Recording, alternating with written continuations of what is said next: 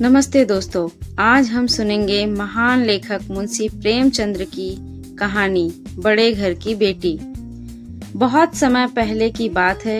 एक शांत और साधारण से गांव में बेनी माधव सिंह नाम के एक जमींदार रहते थे। कभी उनका परिवार बहुत समृद्ध और प्रतिष्ठित था। गांव के लोग उनका बहुत सम्मान करते थे। समय के साथ उनकी संपत्ति पहले जैसी नहीं रही, लेकिन लोगों के मन में उनके लिए आदर अभी भी वैसा ही था। बेनी माधव सिंह के दो बेटे थे। बड़े बेटे का नाम श्रीकंठ सिंह और छोटे बेटे का नाम लाल बिहारी सिंह था। दोनों भाइयों का स्वभाव एक दूसरे से बिल्कुल अलग था। श्रीकंठ पढ़े लिखे, शांत और गंभीर स्वभाव के थे। उन्होंने शहर में पढ़ाई की थी और वे हर बात को सोच समझकर करते थे। उन्हें किताबें पढ़ना और गंभीर विषयों पर विचार करना पसंद था। वहीं दूसरी ओर लाल बिहारी बिल्कुल अलग स्वभाव का था। वह ताकतवर, साहसी और थोड़ा उग्र स्वभाव का था। उसे कुश्ती लड़ना, शिकार करना और गांव के कामों में लगे रहना अच्छा लगता था। हालांकि उसका स्वभाव थोड़ा तेज था, लेकिन दिल से वह बुरा नहीं था। कुछ समय बाद श्रीकंठ की शादी एक बड़े और प्रतिष्ठित घर की लड़की आनंदी से हुई। आनंदी अपने मायके में बहुत अच्छे वातावरण में पली बढ़ी थी। उसके पिता बहुत संपन्न और सम्मानित व्यक्ति थे, लेकिन इतने बड़े घर की बेटी होने के बावजूद आनंदी के व्यवहार में बिल्कुल भी घमंड नहीं था। जब पहली बार आनंदी अपने ससुराल आई तो उसने अपने मधुर व्यवहार से पूरे परिवार का दिल जीत लिया। वह बड़ों का आदर करती थी, सबके साथ विनम्रता से बात करती थी और घर के कामों में भी पूरी लगन से हाथ बटाती थी। धीरे धीरे पूरे घर में उसकी प्रशंसा होने लगी।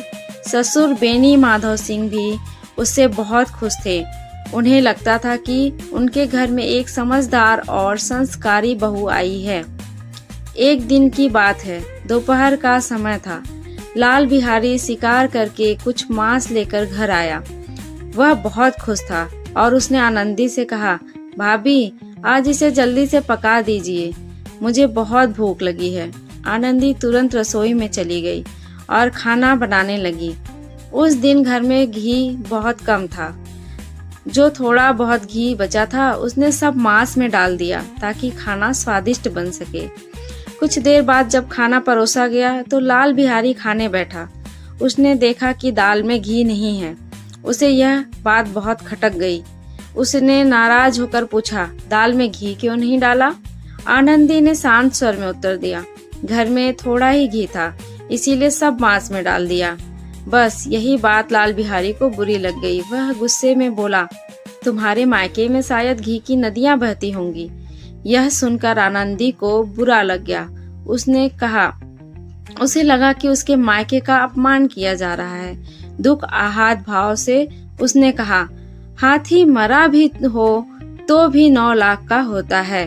यह सुनते ही लाल बिहारी का गुस्सा और भड़क उठा। गुस्से में उसने अपनी खड़ाऊ उठाकर आनंदी की ओर फेंक दी।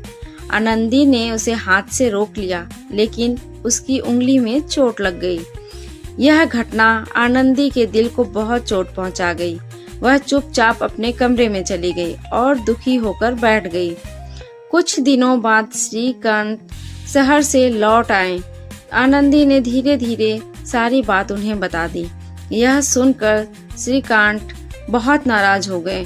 उन्हें लगा कि उनके भाई उनकी पत्नी का अपमान किया है। गुस्से में उन्होंने अपने पिता से कहा, अब मैं इस घर में लाल बिहारी के साथ नहीं रह सकता। यह सुनकर घर का माहौल अचानक बहुत भारी हो गया। बेनी माधव सिंह बहुत दुखी हो गए। उन्हें समझ नहीं आ रहा था कि परिवार को टूटने से कैसे बचाया जाए। उधर लाल बिहारी को भी अपनी गलती का एहसास होने लगा। उसे महसूस हुआ कि गुस्से में उसने बहुत बड़ी गलती कर दी है। उसे अपने भाई और भाभी दोनों से शर्म आने लगी।